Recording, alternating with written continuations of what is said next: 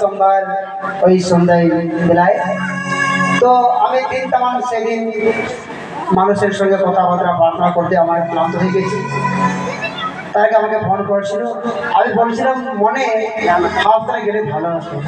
এখানে দেখেন আসলো, দেখছি বেহুশ হয়ে আছি, তো কথা বলছি না। তারপর আমি প্রার্থনা করলাম, প্রভুর আশীর্বাদ ছিটালাম, খানিক পরে এই জ্ঞান ফিরে আসলো। Hallelujah, hallelujah. সেদিনটা একটু আপনাকে জিজ্ঞাসা করবো, হ্যালো, সেদিনটা কেমন লাগছিল তোমার, একটু মনে পড়ছে? সেদিনকে আমি খাটে শুয়েছিলাম, খাটে শোয়া মাত্র মানে আমার স্ত্রী আমাকে ডেকে উঠলাম, মানে উঠো এখন বসো, কিছু নড়াচড়া করো। আমি উঠে বসলাম, বসে পেশাব লেগেছিল, পেশাবের বাইরে দিকে হেঁটে গেলাম। তারপর খাট থেকে উঠে দূর হয়েছি, আর কীভাবে গেল মাথাতে চক্কর মারলো, আর আবার মাটিতে পড়ে গেলাম।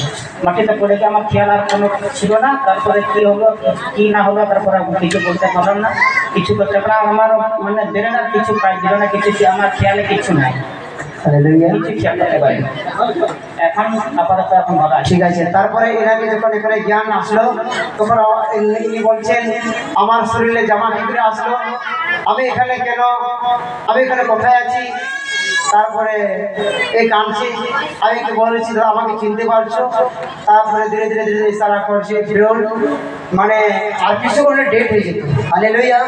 তো এর শরীর এত স্লো চলছিল, তো প্রভুকে জীবন তো দিয়েছে, মানে খানিক যখন জ্ঞান ফিরতে হবে চিনতে পারছে না, অনেক প্রশ্ন কাঁদিয়ে যাচ্ছে, কেঁদে যাচ্ছে।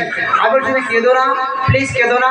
তারপর পোস্টার দিকে দেখছি আর ইশারা করছি, লেখা আছে সেখানে আমার নাম দেখছি, বলছে আমরা এখানে এসেছি।